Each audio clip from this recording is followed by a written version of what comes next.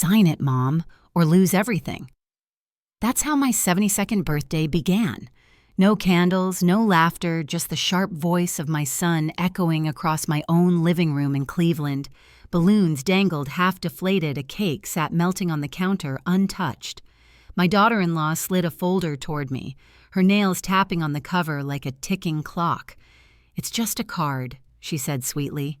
"Sign it, Martha." But I wasn't born yesterday. I flipped the page's dense lines, legal stamps, not a greeting card, a contract. My hand shook around the pen as they crowded closer, whispering, urging, demanding. "Do it, Mom, for the family." Their voices pressed in walls closing tight. My chest burned. This was no celebration, it was a trap. And then, bang!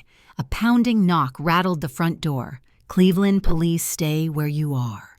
The pen dropped from my hand, smearing frosting on the tablecloth. My grandson froze. My daughter-in-law's smile collapsed into panic. Police? Why now? Who had called them? I turned back to the folder, heart hammering. This wasn't just a birthday. It was the night everything would change. I'm Martha Johnson, 72 years old, and I've lived in this house in Cleveland for more than 4 decades. Every corner holds a memory, the creaking stairs where my kids used to race up in pajamas, the backyard swing my late husband built, the smell of lavender I planted along the porch. This house isn't just wood and brick. It's my history, my safety, my soul. But lately it feels like I'm the only one who sees it that way. To my son Daniel and his wife Claire, the house is nothing more than a dollar sign. "You could downsize, Mom," Daniel said last week, his tone dripping with fake concern. "A condo would be easier. Think of the maintenance costs." I caught the quick glance he shared with Claire. They weren't worried about maintenance. They were worried about how long it would take to sell. Every day the little wounds cut deeper. My grandson Tyler rolls his eyes whenever I try to tell a story about his father as a boy. "Grandma, nobody cares," he muttered once, buried in his phone. I laughed it off, but inside it stung. At the grocery store, I overheard Claire on the phone, her voice sharp. $3 million easy. Once she's out, we list immediately. She was talking about my house, my home, as though I were already gone. I froze between the cereal aisle and the milk section, gripping my cart so hard my knuckles turned white. That night, I couldn't sleep. I stared at the ceiling fan spinning above me, thinking of my late husband. He worked 2 jobs to pay off this place. We built a life here, birthdays, Christmases, even the ugly fights that somehow made us stronger. To imagine my family plotting behind my back to sell it, it felt like betrayal. When I confronted Daniel gently, "Do you want me gone that badly?" he only sighed, exasperated. "Don't be dramatic, Mom. We're just being practical." Practical. That's what they called it. To me, it was cruelty dressed up as logic. And yet, I stayed quiet. I cooked Sunday dinners. I smiled when they visited. But deep down, something inside me began to shift. I realized I was living in a house full of ghosts. Ghosts of love long gone, ghosts of loyalty that had vanished. The cruelest cut came a few days later. I walked into the kitchen and stopped cold. Claire was at the table with Tyler showing him a Zillow page on her iPad. "Look, sweetheart," she said, "with Grandma's house sold, we could move near the lake. You'd have your own game room." Tyler lit up, nodding eagerly. And I stood there unseen, listening to my family carve up my life as if I were already dead. The following Sunday, the house was loud with clattering dishes and forced laughter. I had spent all morning cooking meatloaf, mashed potatoes, green beans the way Daniel used to love them. But when I set the platters on the table, no one looked up. Claire scrolled on her phone, Tyler was glued to his video game, and Daniel was pacing with a Bluetooth headset clipped to his ear. "Mom, do you have any sparkling water?" Claire asked flatly, not even glancing at the meal I'd prepared. I forced a smile. "No, but I made sweet tea your favorite." She sighed. "Carbs, Martha." "Remember." Tyler finally looked up, smirking. "Grandma, nobody drinks tea anymore. That's like ancient." The words were light, almost careless, but they cut deep. I stirred the potatoes silently, pretending not to hear. Later, while clearing plates, I caught Daniel whispering to Claire in the hallway. "She's getting slower," he said. "It'll be easier to convince her soon." Claire's reply was colder. "Don't wait too long. Prices are high now. We need that house." I stood in the kitchen doorway, clutching a dish towel, my stomach sinking. It wasn't just about selling my home, it was about erasing me. That night, I sat on the porch with a cup of chamomile tea, listening to the crickets. My neighbor, Mrs. Jenkins, waved from across the street. "Happy birthday next week, Martha," she called. I waved back, smiling, but inside, dread churned. My own family was planning something, and I didn't know how much longer I could pretend not to notice. The next morning, Claire showed up unannounced with a stack of papers. "Don't be alarmed," she chirped. "It's just insurance updates. We want to make sure everything is in order for your big day." I glanced at the forms, legal jargon, property descriptions, notarization spots. This wasn't insurance. It was real estate paperwork. Claire. I asked slowly, "Why is my name listed as the seller?" She froze, then laughed nervously. "Oh, silly mistake. Just sign here and we'll fix it later." Her smile was too wide, her eyes too sharp. I placed the papers down, steadying my voice. "I'll think about it." Her expression hardened for just a second, cold, impatient, before she plastered the smile back on. "Of course, Martha. No rush." But I knew better. This wasn't just about impatience. They were circling, waiting for the right moment. When they left, I locked the door and leaned against it, trembling. For the first time, the house felt less like a home and more like a battlefield. I whispered to the empty room, "You're not taking this from me, not yet." And for the first time in weeks, a spark of defiance flickered in my chest. 2 nights later, I went to the kitchen for a glass of water and froze when I heard voices drifting from the dining room. The lights were low, and Daniel, Claire, and Tyler were huddled around the table, papers spread out between them. "We can push her to sign at the party," Claire whispered. "She won't suspect anything. The music, the drinks, it'll feel casual." Daniel rubbed his forehead. "She's stubborn, Claire. You know, Mom." "What if she says no?" Claire's smile was ice.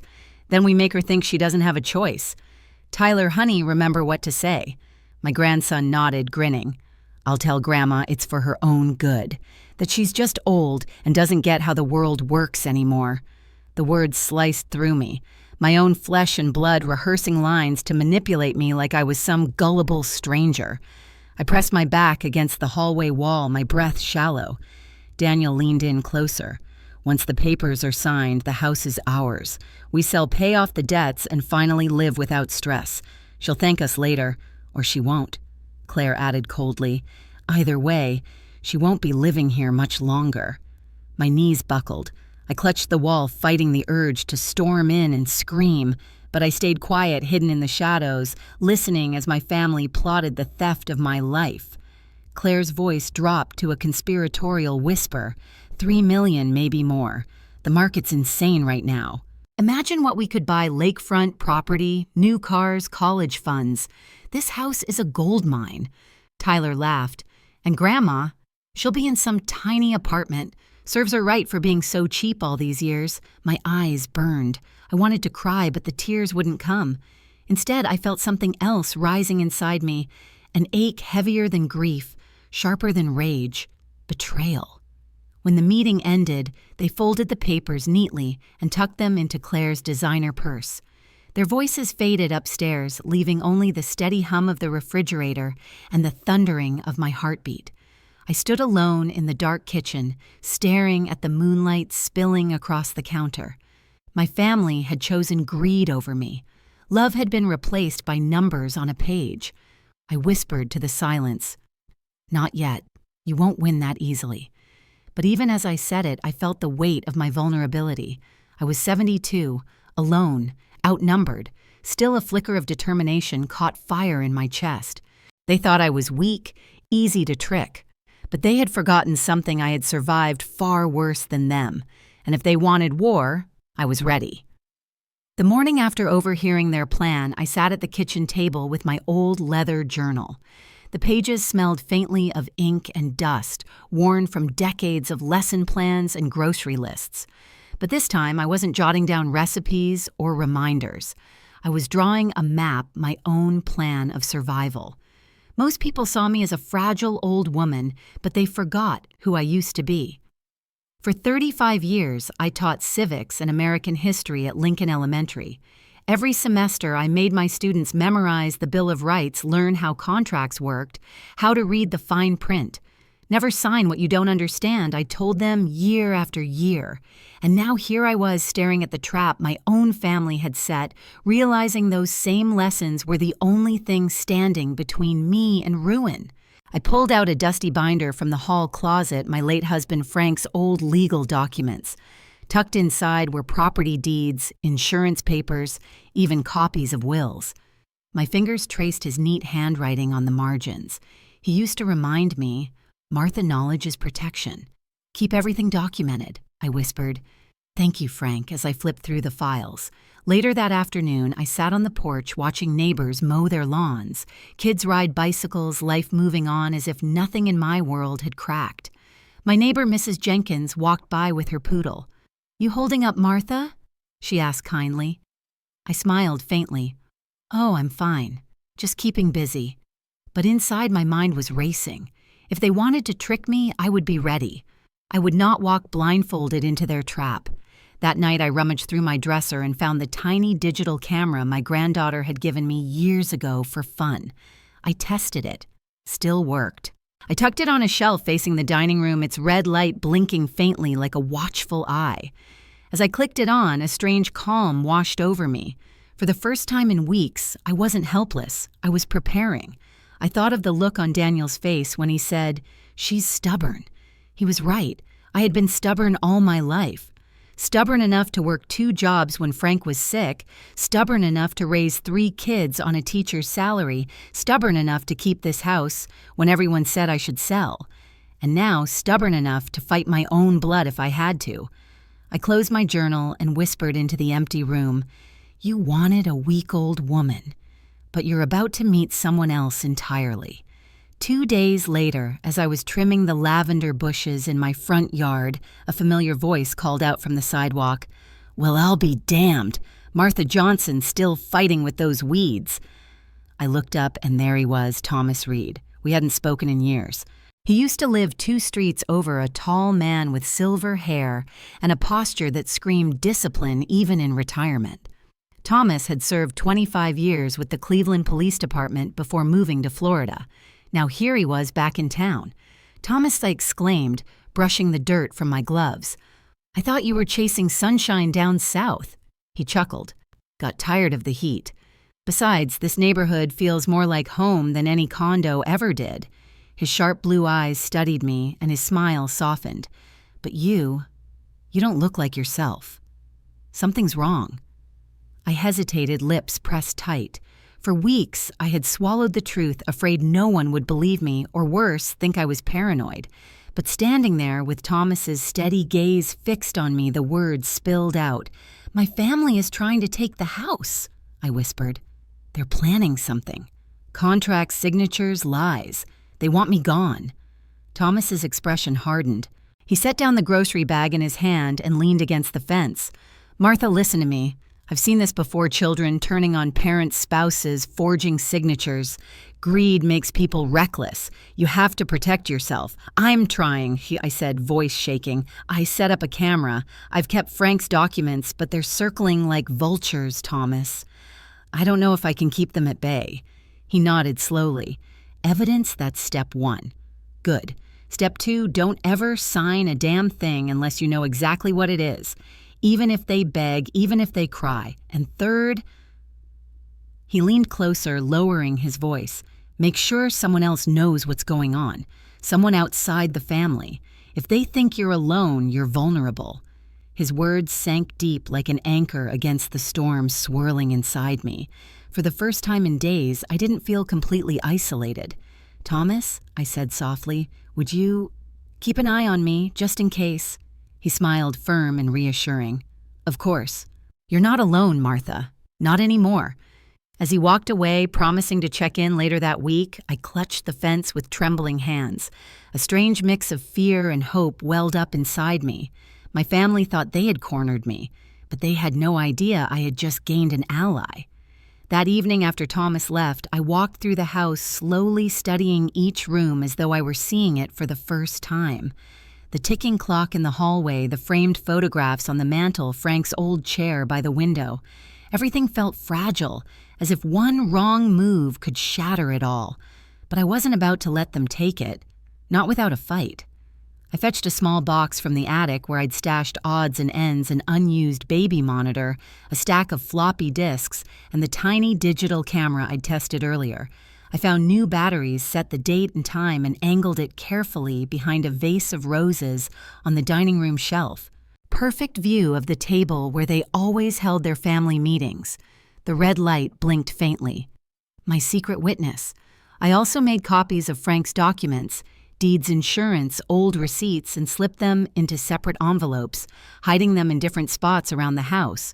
One in the freezer, one behind a row of dusty encyclopedias, one inside the piano bench. If they managed to find one, they wouldn't find them all.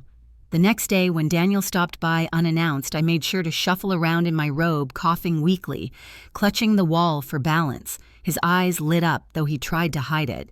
"You all right, Mom?" he asked, voice dripping with concern that felt about as real as plastic flowers. I forced a fragile smile. "Just a little tired, dear.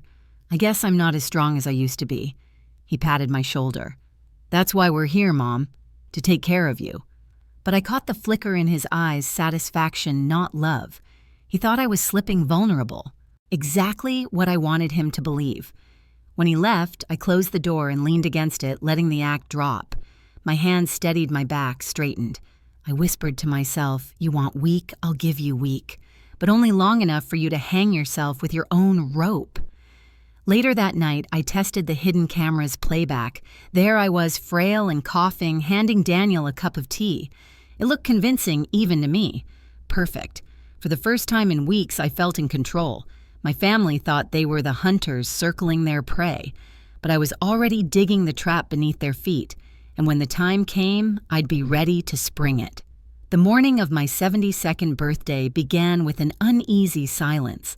I woke early, as I always did, to the soft creak of the house settling and the faint whistle of the kettle on the stove. The smell of lavender drifted in from the garden, but instead of calming me, it filled me with dread. Today was the day. I could feel it in my bones like the chill before a storm. By late afternoon, the house had been transformed. Daniel and Claire had insisted on decorating. Strings of shiny streamers drooped across the ceiling, their metallic edges catching the light. Balloons bobbed lazily in the corners, tied with curling ribbons. On the dining table sat a store-bought cake chocolate frosting happy birthday, written in shaky blue icing. It looked cheerful, almost childlike, but underneath that sweetness, I saw the setup for a performance. "Happy birthday, Mom," Daniel boomed as he walked in, arms spread wide. He wore his best button-down shirt, the one he saved for business meetings, not family gatherings. Claire followed close behind, carrying a tray of champagne flutes. Her smile was dazzling, rehearsed like a hostess in a real estate commercial. Tyler trailed them, earbuds hanging from his neck, pretending to be disinterested. I played my part too. "Well, this is a surprise," I said softly, clutching the back of Frank's old chair. My voice trembled, not from fear, but from precision. Let them think I was frail, caught off guard. Dinner began with small talk. Daniel bragged about a client at work. Claire boasted about her new yoga studio membership. Tyler mumbled about video games. They clinked glasses, laughed too loudly, smiled too brightly. I nodded, smiled, laughed when appropriate.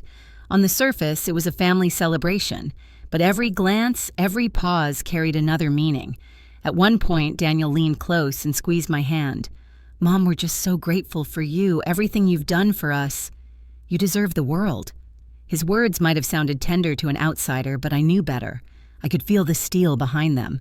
Gratitude was a costume he wore when he wanted something.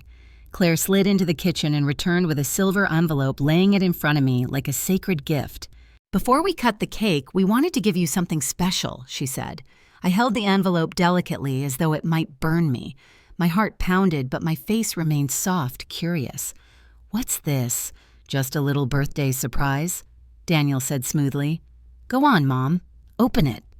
The room seemed to shrink around me. I slipped a finger under the flap and pulled out several crisp pages stapled neatly together. Legal paper, contracts. I skimmed the bolded lines, property address, seller buyer, my house, my name. Their trap, disguised as a gift. Tyler leaned forward, grinning nervously. "It's just paperwork, Grandma." "Don't worry, it's for your own good." I blinked, feigning confusion. "Paperwork for what?" Claire clasped her hands, her tones syrupy. "So we can all be secure, Martha. You'll be free of stress. No more worrying about upkeep bills or living alone in this big old place," Daniel finished. "It's too much for you, Mom. We're just thinking of your health." The words dripped with false concern, cutting me like knives. I forced a small smile, letting my hand tremble as I set the papers on the table. "You really think this is best?" Daniel squeezed my shoulder. "Absolutely. Sign tonight and tomorrow, you'll feel like a weight's been lifted." I felt the weight all right, but not the kind he imagined. The camera, hidden on the shelf, blinked silently, capturing every second. The dinner carried on, though the food grew cold. My fork scraped against porcelain, the sound sharp in the tense silence. Every time I glanced at the papers, Claire's gaze flickered like a hawk circling prey. Tyler fidgeted clearly, rehearsing some speech, but too nervous to say it. Finally, Daniel raised his glass. To Mom. To new beginnings. He held out the pen, gleaming under the chandelier. I took it, my hand trembling dramatically. I hovered over the line with my name. The room fell silent, breathless. Inside, my blood roared. Rage, sorrow, determination, all swirling together. They thought they had me cornered, trapped in their performance. But they had forgotten I was still the one on stage and I hadn't delivered my final act. I lowered the pen, let it graze the paper, then paused. I looked around the table at my son's eager eyes, Claire's hungry smile, Tyler's nervous anticipation. And just as the tip of the pen touched the page, a thunderous knock shattered the moment. "Cleveland police, open up." The champagne flutes rattled. Claire's face drained of color. Tyler dropped his phone. Daniel cursed under his breath. I set the pen down slowly, calmly, and leaned back in my chair as heavy boots thundered against the porch. The performance was over, or maybe it was just beginning. The knock on the door came like a thunderclap. "Cleveland police, open up." The room froze. My hand still holding the pen trembled above the papers. Tyler's fork clattered against his plate, sending peas rolling across the tablecloth. Claire's smile collapsed into a hard, pale mask. Daniel's jaw clenched so tightly a vein pulsed in his temple. "Don't move," he hissed at his wife and son before forcing a smile back onto his face and turning to me. "Mom, don't worry. It's probably nothing." But his eyes darted nervously toward the front hallway. The pounding came again, louder this time. The chandelier above us trembled. "Cleveland police. This is your final warning." Claire shot Daniel a panicked glance. "They can't be here for us, right? Daniel, tell me they're not here for us." "Shut up," he snapped under his breath. Tyler, wide-eyed, whispered, "Dad, what's happening?" I sat back in my chair, folding my trembling hands over the papers. For the first time all evening, I allowed myself a real smile. "Maybe you should let them in," I said softly. Daniel whirled toward me. "Don't you dare say a word." But before he could move, the door crashed open. Heavy boots thundered across the hardwood floor, flashlights slicing through the dimly lit dining room. 4 uniformed officers stormed in, weapons holstered but hands firm on their belts. "Everyone stay where you are," one barked. Claire gasped, clutching Tyler's arm. Daniel's face drained of all color. I lowered the pen and laid it carefully on the tablecloth, frosting smearing across the legal pages. The lead officer's gaze swept the room, then landed on the stack of documents in front of me. He stepped closer, gloved hands reaching down to flip them open. His eyes narrowed. "Real estate transfer documents," he muttered. Then louder, "Mrs. Johnson, are you Martha Johnson?" "Yes," I said calmly, lifting my chin. "Did you understand what you were being asked to sign tonight, Daniel?" Cut in quickly, voice strained but confident. "Officer, this is a misunderstanding. It's just routine paperwork for family matters. Nothing illegal." The officer's sharp gaze sliced through him. "We'll decide that." He turned back to me. "Ma'am," I met his eyes. "I didn't want to sign. They told me it was a birthday card." The room erupted. "That's a lie," Claire shrieked, her voice rising an octave. "She's confused. She's old. She doesn't know what she's saying. I know exactly what I'm saying, I replied, my voice steady. They tried to trick me into selling my home. Daniel slammed a fist against the table. This is insane. You think we'd scam our own mother? She's exaggerating. She's been unstable. Unstable. I echoed, my voice sharp as broken glass, or unwilling to be robbed. The officers exchanged glances. One of them pulled out a notepad. Another flicked on a body camera. The atmosphere shifted. This was no longer a family dinner. It was an interrogation. Claire's facade cracked completely. She stood abruptly, her chair screeching against the floor. We don't have to sit here and be humiliated. Daniel, say something, we have rights. The officer raised a hand. Ma'am, sit down, right now. Tyler's face crumpled. Dad, I don't want to go to jail, he whispered, his voice trembling. Daniel snapped at him. Shut up. The officer's gaze sharpened. Interesting choice of words, son. Silence pressed down on the room. My heartbeat slowed. For the first time, I felt the balance shifting. They weren't the hunters anymore. They were the cornered ones. Finally, the lead officer spoke again. We've received a report of attempted real estate fraud connected to this address. We're here to investigate. Daniel's head whipped toward me, his eyes blazing. You called them. I said nothing, only folded my hands tighter in my lap. He snarled. You ungrateful! Careful, the officer warned sharply. Every word you say is being recorded. The papers were gathered, slipped into an evidence bag. Claire sat rigid, her face drained. Tyler slumped against her shoulder, whispering prayers under his breath. The officer turned back to me once more. Mrs. Johnson will need you to come by the station tomorrow to give a statement. For tonight you're safe. These documents are no longer in their hands. Safe. The word hit me like warm light cutting through a storm. I nodded slowly. Thank you. Daniel's glare burned holes through me, but I didn't flinch. For once, I wasn't the one trembling. The officers filed out, leaving the house eerily quiet.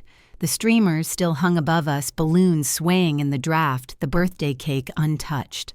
And there we sat, me, my son, his wife, my grandson, staring at each other across the battlefield that used to be my dining room.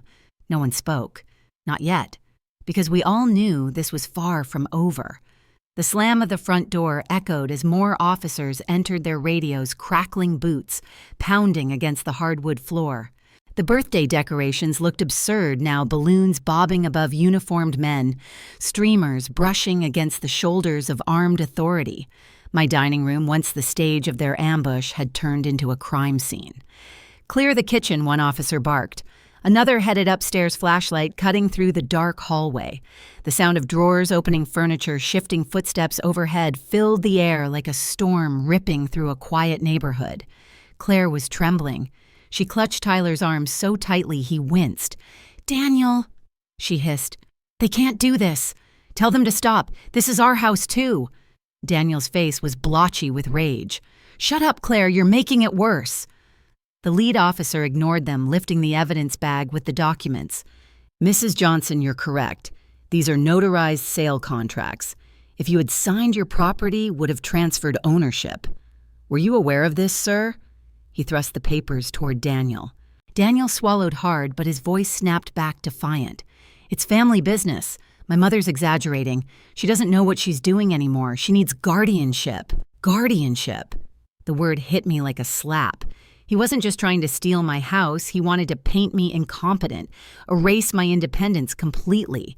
I leaned forward, my voice steady. If I were so incompetent, why would you need to trick me? The officers paused. Daniel's mouth opened, then shut again. His silence was louder than any confession. Upstairs, a door banged open. Sir, a voice called. We found something. We all turned. An officer came down holding a shoebox. Inside, stacks of unopened mail envelopes marked final notice overdue, and one thick packet stamped with the logo of a bank. He set it on the table. Claire's face drained. That's private, she cried. The officer ignored her, flipping through. Multiple delinquent accounts. Loans, large amounts, looks like motive. He turned to Daniel. You planning to pay off your debts with your mother's house? Daniel's face twisted, caught between fury and fear. That's none of your damn business. It is when fraud's involved, the officer said coolly.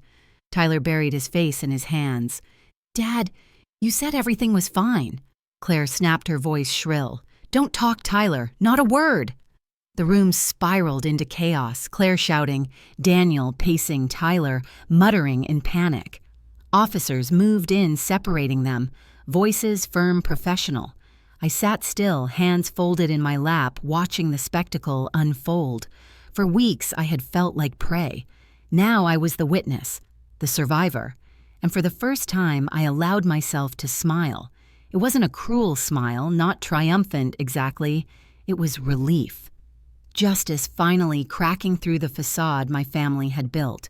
The officer with the shoebox leaned toward me up, "Mrs.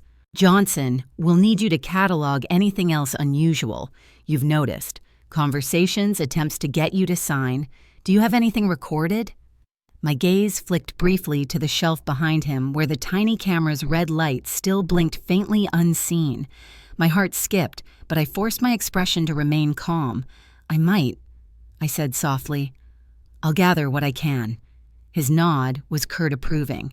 Daniel slammed his fists against the wall. "You can't believe her. She's setting us up. This is my house, too.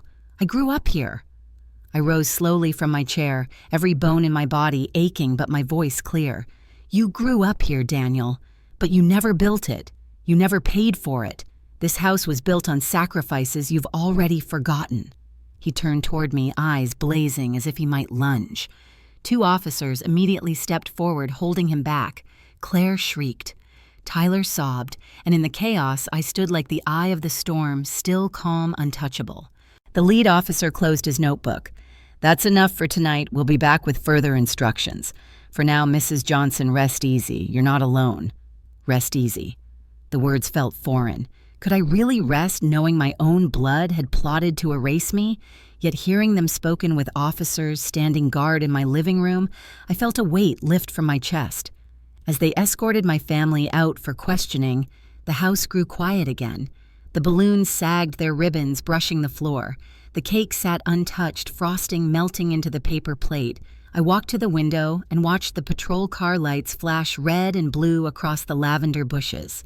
My reflection stared back at me in the glass, wrinkled, tired, but resolute. This house was still mine, for tonight. But deep in my gut, I knew Daniel was right about one thing. This wasn't over. I turned eyes, settling on the blinking red light of the hidden camera. The footage was there, proof of everything. Proof strong enough to shatter whatever defense they tried to weave. I whispered into the empty room, "You thought tonight would be my ending. But this is only the beginning." And with that, I blew out the lone candle still flickering on the cake, sealing my vow in smoke and silence. The following morning, I wrapped my robe tighter around my shoulders and shuffled to the front porch. The neighborhood was quiet, dew glistening on the grass, birds chirping as if nothing had happened. But my house still bore the echoes of last night, the streamers drooping sadly, the cake half melted on the table, the silence after chaos. As I poured myself a cup of coffee, a knock startled me, not heavy like the police, but light, almost hesitant. I opened the door to find Mrs. Jenkins, my neighbor of 20 years, standing there with her little white poodle tugging at the leash. Her eyes darted nervously up and down the street before settling on me. "Martha," she whispered. "Are you all right? I saw the police cars last night." I nodded slowly. "I'm fine. They came just in time." Her lips pressed tight as if holding back a secret. Finally, she leaned closer. "I was the one who called them." I blinked. She nodded, guilt flickering in her eyes. "I overheard Daniel and Claire in the driveway earlier this week. They were talking about pushing you to sign something at the party. Their voices were sharp, angry. I couldn't just stand by Martha. You're my friend." I didn't know how bad it was until I saw the police take them out. For a moment, I couldn't speak. My throat tightened with both gratitude and shame. Gratitude that she had stepped in when I felt alone. Shame that I hadn't been the one brave enough to make the call. "You saved me," I finally whispered. She squeezed my hand. "No, you saved yourself. I just gave the officers a reason to come sooner. The rest, you handled." Tears burned at the corners of my eyes. For weeks, I had felt like no one was on my side, like my own family had buried me alive. And here was my neighbor, my quiet, kind, unassuming neighbor, risking everything to make sure I wasn't destroyed. As she walked away, the poodle trotting at her side, I stood in the doorway watching. The street looked ordinary again, but my heart knew better. My family wasn't finished. Daniel's glare from last night still burned in my memory. Yet now I had proof that I wasn't alone. For the first time in months, I felt something that had been stolen from me. Hope. That afternoon, 2 detectives returned to my house. They carried folders thick with documents, their faces set in that grim, no-nonsense look I remembered from my husband Frank's days of jury duty. Mrs. Johnson, one of them, began, "We've been digging into the paperwork we confiscated. There's more here than attempted fraud." I felt my stomach knot. More. The detective laid out copies of bank statements across my dining table right where the birthday cake had been the night before. Numbers and transfers blurred before my tired eyes. Large sums moving in and out of Claire's personal accounts, money routed through companies with names I didn't recognize. "This isn't just debt," he explained. "These are suspicious transfers, offshore accounts, classic signs of laundering." I pressed a hand to my chest. Claire, my daughter-in-law with her perfect hair and polished smile, laundering money. The thought made me dizzy. She's been moving money for someone else. The second detective added, "And your house, your property, was the key. If she got you to sign, they'd sell fast and funnel the proceeds. Clean cash. That was the plan." The room spun. I gripped the edge of the table, grounding myself. They hadn't just been greedy. They had been desperate, tangled in something much darker than I ever imagined. "Does Daniel know?" I asked quietly. The detective exchanged a glance with his partner. "We're not sure how much he's aware of. But Claire, she's at the center. We've already found her fingerprints on multiple transactions." I closed my eyes. Claire's laughter echoed in my memory, the way she called me Mom with a fake sweetness, the way she tapped her nails against the table while sliding those papers toward me. It was never just about family. It was about covering her tracks. "What happens now?" I asked. "We'll keep investigating," the detective said. "But Mrs. Johnson, you need to be careful. If Claire was involved in laundering, there may be people above her who won't like their money trail exposed." The words chilled me deeper than the autumn wind blowing through the window. This wasn't just a family betrayal anymore.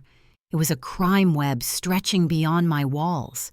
As they packed up the papers and prepared to leave, I caught my reflection in the window, a 72-year-old widow, weary but unbroken. They thought they could silence me, trick me, use me. But now the truth was unraveling, and I wasn't just fighting for my house anymore. I was fighting for my life. That night, long after the detectives had left, I wandered through the house with a flashlight. The lavender wallpaper in the hallway looked faded, the wooden banister worn smooth from decades of hands sliding along it. This place had always been my sanctuary, but now it felt like a vault holding secrets I didn't even know were mine. In the study, I pulled out Frank's old filing cabinet. It groaned as I forced the bottom drawer open. Inside were yellowed folders, receipts from the 1970s, and one thin manila envelope with no label. My heart thudded as I slid it open. Inside was a property deed. Not for this house, but for a parcel of land outside the city. Acres of woodland long forgotten. Attached was a letter in Frank's handwriting. "Martha, if you ever need it, this land will protect you. I kept it quiet for a reason. Trust no one until you must." I sat heavily in the chair, the letter trembling in my hands. Frank had owned secret property. Why hadn't he ever told me? And what had he meant by protect you? The sound of the clock ticking in the hallway grew louder, sharper. Suddenly, the pieces clicked. Claire hadn't just wanted this house for its market value. She, or whoever she was working with, must have known about this hidden asset. The deed must have been tied in some way to the Johnson family holdings. I whispered into the dark, they weren't just after my home, they were after his secret. The realization burned through me like fire. This wasn't only about greed. It was about inheritance, wealth, and power my husband had hidden away to shield me. I folded the letter carefully, clutching it to my chest. My family had underestimated me, but worse, they had underestimated Frank. He had prepared for this long before I ever saw it coming. A knock startled me, soft tentative. I froze, heart hammering. Through the curtain, I saw a shadow on the porch. When I opened the door, an envelope lay on the step. No one in sight. Inside, a single note: "We know about the land. You can't hide it forever." My blood ran cold. Someone else knew. Someone beyond Daniel and Claire. I shut the door and locked it, pressing my back against the wood. My house wasn't just a home anymore. It was a battlefield and now a treasure chest others were circling like wolves. For the first time, I realized the truth. My fight had only just begun. The next morning, I sat at the dining table, sunlight spilling across the ruined birthday decorations. The cake had hardened. The balloons sagged. The streamers drooped like wilted flowers. It looked like the aftermath of a storm, which, in a way, it was. Daniel was gone, dragged off for questioning. Claire, too. Tyler hadn't come back. For the first time in months, the house was quiet.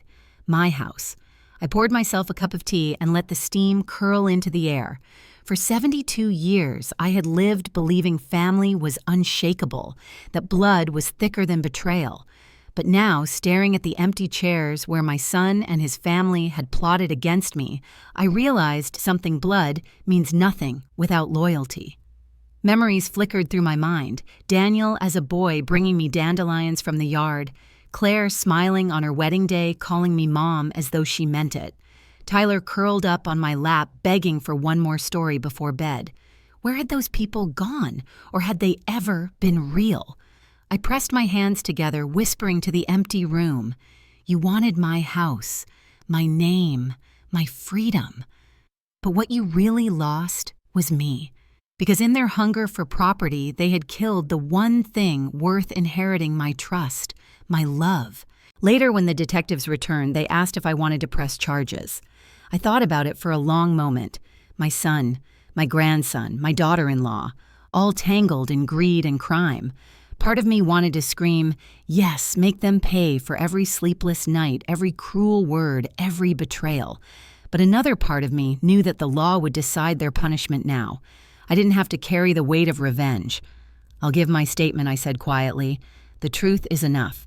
That night I wrote a letter and tucked it into Frank's old Bible family, is not defined by blood, but by loyalty, kindness, and love. Anyone who forgets that has already lost everything that matters. When I finished, I felt a strange peace. Not joy, not victory, just peace. Because no matter what came next, I had faced the truth. They had tried to take everything from me, but they had failed. I stood in the hallway, running my fingers along the wallpaper worn soft over the years. This house was more than real estate. It was a living memory of love, sacrifice, and resilience. And as long as I was breathing, no contract, no lie, no betrayal could erase that. I whispered into the quiet, steady and strong, you thought you could break me. But all you did was make me stronger, and with that I turned off the lights and let the house settle into silence, knowing the truth would carry me through whatever storm was still coming. The house was quiet again that night, too quiet. I sat by the window with Frank's old quilt draped over my shoulders, staring out at the street lamps glowing in the dark. For the first time in days, there were no voices plotting behind closed doors, no champagne glasses hiding threats, only silence. I should have felt safe. But safety is a fragile thing. My laptop sat open on the dining table, the same table where my family had nearly stolen my life away. I booted it up to check emails, mostly junk, some newsletters I'd forgotten to unsubscribe from. And then I saw it, a new message. No sender, no subject line, just a single word in the preview: land. My heart skipped. Hands trembling, I clicked. Inside was a short message. Mrs. Johnson, you don't know me, but I know about the property your husband left behind. The land isn't just land. Meet me and I'll explain. Midnight. The old train station. Come alone. I stared at the screen, my throat dry. Who could this be? One of Claire's associates? Someone higher up in the laundering scheme, or someone Frank had once trusted? I closed the laptop slowly, every nerve in my body screaming. It could be a trap, but it could also be the answer, the truth Frank had hidden all those years ago. Outside, the wind rattled the loose shutter on the porch. The house seemed to groan as if warning me. I whispered into the empty room. What did you leave me? Frank, what did you know? In the corner, the tiny camera still blinked its memory card filled with proof of my family's betrayal. But now a bigger fight loomed. The house had been the first battlefield. The land might be the war. I pulled the quilt tighter, listening to the ticking of the clock. Midnight wasn't far off. For the first time, I wasn't sure if the truth would set me free or destroy me, so now you know. My 72nd birthday wasn't just ruined by betrayal, it became the night everything changed. My son, my daughter-in-law, even my own grandson tried to take my home. And now a stranger claims to know about the secret land Frank left behind. If you were in my shoes, would you go to that midnight meeting, or would you lock the doors and pray the past stayed buried? Tell me what you would do in the comments below. I want to hear your thoughts. And don't forget, subscribe so you don't miss the next chapter of my story. Share this video with someone who loves a good twist, and hit the like button to help others find it. Because trust me, what happens next will shock you even more.